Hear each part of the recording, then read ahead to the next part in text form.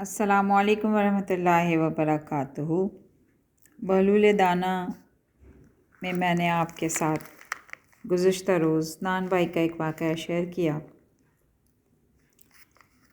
اس کے بعد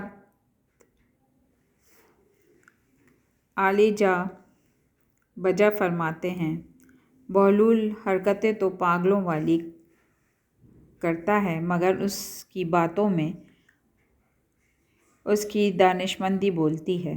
اگر اجازت ہو تو میں بھی ایک واقعہ حضور کی سماعت کی نظر کروں، ایک دوسرے درباری نے کہا۔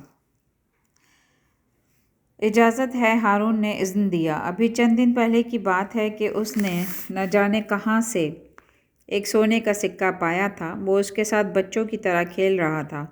کبھی وہ اس کو انگلی پر نچاتا تھا، کبھی ریت سے صاف کرتا تھا اور کبھی پہیے کی طرح گھماتا۔ ایک نوسر باز اس کا یہ کھیل دیکھ رہا تھا۔ اس نے اسے پاگل سمجھ کر کہا، تمہیں اس ایک سکے سے کھیلنے سے مزہ تو نہیں آ رہا ہوگا، تم یہ سکہ مجھے دے دو، میں اس کے بدلے تمہیں 10 سکے دوں گا۔ اس نے جیب سے سکے نکال کر بہلول کو دکھائے۔ ٹھیک ہے، میں یہ سکہ تمہیں ابھی دے دیتا ہوں مگر ایک شرط پر، بہلول نے کہا۔ وہ کیا؟ نوسر باز نے پوچھا۔ پہلے تو گدھے کی طرح ڈھینچو ڈھینچو کی آواز نکال، بہلول نے شرط رکھی۔ اس دھوکے باز نے سوچا کہ اس دیوانے کے سامنے گدھے کی آواز نکالنے میں کیا حرج ہے، اس لیے وہ شروع ہو گیا اور گدھے کی طرح رینگنے لگا۔ بہلول ہنسا۔ عجب گدھے ہو بھئی تم، کہ تم نے میرے سونے کے سکے کو فوراً پہچان لیا، اور میں گدھا بھی نہیں تو بھلا میں تمہارے تانبے کے سکے کیوں نہ پہچانتا۔ وہ نوسر باز بیچارہ اس قدر شرمندہ ہوا کہ اسے بھاگتے ہی بنی۔ ہارون کو بھی ہنسی آ گئی اور بولا، شوخی تو اس کی طبیعت میں شروع سے ہی بہت ہے، ہمیں اس کے بارے میں کچھ اور بھی بتاؤ تاکہ ہم جان سکیں کہ اس کی دیوانگی کس منزل پر ہے۔ ذل سبحانی، اجازت ہو تو میں بیان کروں، ایک اور درباری نے ادب سے پوچھا۔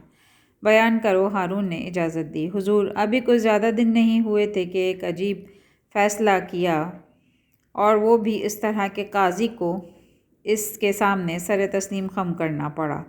درباری نے کہنا شروع کیا۔ ہوا اس طرح کہ بہلول نے راہ چلتے 2 بچوں کو روتے اور فریاد کرتے دیکھا۔ وہ ان کے پاس رک گیا اور ان کے سر پر ہاتھ پھیر کر بولا، بچوں، تم کیوں پریشان ہو؟ بڑا لڑکا بولا، ہم فلاں شخص کے بیٹے ہیں، ہمارا باپ حج کو گیا تھا، اس نے چلنے سے پہلے 1000 اشرفی قاضی کے پاس بطور امانت رکھوائی تھی اور کہا تھا کہ زندگی موت کا کوئی بھروسہ نہیں، اگر میں سفر حج سے واپس نہ آیا تو تم میرے بچوں کو اس میں سے جو تمہارا دل چاہے دے دینا۔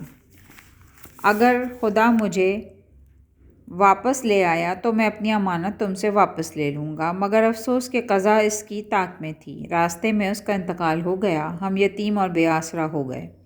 ہم نے اپنے باپ کی امانت قاضی سے مانگی تو وہ کہنے لگا کہ تمہارے باپ نے میرے ساتھ جو قول کیا تھا اس کے مطابق جو میرا دل چاہے گا وہ تمہیں دوں گا، اس لیے یہ 100 اشرفیاں لے جانا، چاہو تو لے لو۔ اس نے ان لوگوں کی گواہی بھی پیش کر دی ہے جن کے سامنے یہ قول ہوا تھا۔ ہم لوگ بہت پریشان ہیں، یتیمی میں ہمارا کوئی آسرا نہیں۔ بہلول نے ان بچوں کے سر پر ہاتھ رکھا اور بولا، بیٹا پریشان نہ ہو، اپنے آنسو پوچھ لو اور میرے ساتھ چلو، میں خود قاضی سے بات کرتا ہوں۔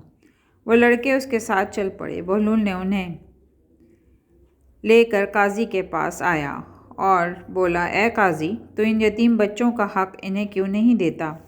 اچھا، تو یہ چالاک لڑکے اب تمہیں اپنا حمایتی بنا کر لائے ہیں، حالانکہ ان کے باپ نے کئی لوگوں کے سامنے مجھے یہ اختیار دیا تھا کہ میں جو کچھ چاہوں انہیں دے دوں۔ اب میں 100 اشرفیاں انہیں دیتا ہوں تو یہ لینے سے انکار کرتے ہیں اور مجھے خواہ شہر بھر میں بدنام کرتے پھرتے ہیں۔ قاضی نے ٹھاٹھ سے جواب دیا۔ بہلول نے بڑے اطمینان سے کہا، قاضی جی، آپ نے بالکل درست فرمایا ہے، یہ قول ضرور ہوا ہے، لیکن اس قول سے یہ تو ثابت ہوتا ہے کہ آپ جو چاہتے ہیں وہ 900 اشرفیاں ہیں، اور یہی ان بچوں کے مرحوم کے باپ نے کہا تھا کہ جو آپ کا دل چاہے وہ آپ اس کے بچوں کو دے دیں۔ تو قبلہ صاحب، چونکہ آپ 900 اشرفیاں چاہتے ہیں، اس لیے یہی اس کے بچوں کو دے دیں۔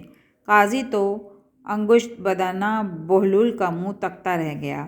حاضرین نے بہلول کی تائید کی اور اسے ان یتیم بچوں کا حق دیتے ہی بنی۔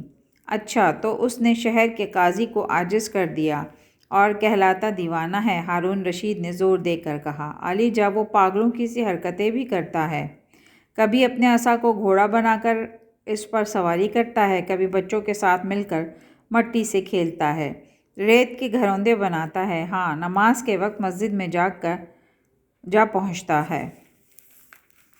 ابھی پچھلے جمعے کو اس نے ایک ایسا شگوفہ چھوڑا کہ ہنس ہنس کر نمازیوں کے پیٹ میں بل پڑ گئے۔ وزیر نے بتایا۔ بیان کرو وہ کیا بات ہے، ہارون نے کہا۔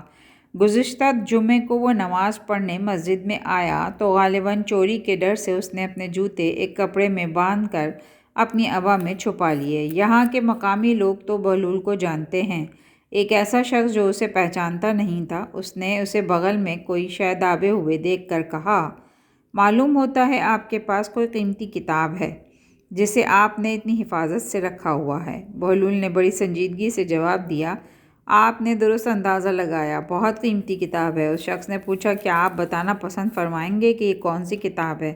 جی ہاں، کیوں نہیں، یہ فلسفے کی کتاب ہے، بہلول نے بتایا۔ فلسفے کی کتاب؟ سبحان اللہ! آپ نے کس کتب فروش سے خریدی؟ جناب، یہ میں نے ایک موچی سے خریدی ہے۔ بہلول نے مزے سے جواب دیا۔ جو لوگ اس کی حرکتوں سے واقف تھے انہیں ہنسی ضبط کرنی محال ہو گئی۔ ہارون بھی مسکرایا تو موصوف کی دیوانگی فرزانوں کو شرماتی ہے۔ ہمیں اس کی اس روش پر شک ہے، کہیں یہ لوگوں کی آنکھوں میں دھول تو نہیں جھونک رہا؟ آپ نے بجا فرمایا، اعلیٰ حضرت، اللہ تعالیٰ نے آپ کو بہترین عقل و دانش سے نوازا ہے، یہ خیال آپ کے ہی ذہن رساں میں آ سکتا ہے۔ کسی خوشامدی نے فوراً ہاں میں ہاں ملائی۔ تم سب نمک حرام ہو، لگتا ہے کہ وہ کوئی سازش کر رہا ہے اور تم لوگوں کو کچھ خبر ہی نہیں اس کے بارے میں۔ فوراً پتہ چلاؤ کہ اس کی دیوانگی کے پس پردہ کون سے مقاصد پوشیدہ ہیں اور اسے کل دربار میں طلب کرو، ورنہ تم سب کی گردن مار دی جائے گی۔ ہارون نے جلال شاہی سے حکم جاری کیا اور دربار برخاست ہو گیا۔ اس کے ساتھ ہی آپ سے اجازت چاہوں گی۔ زندگی نے وفا کی تو کل پھر انشاءاللہ آپ کے ساتھ اس واقعے کو آگے شیئر کروں گی۔ اجازت چاہتی ہوں، جزاک اللہ خیراً کثیرا۔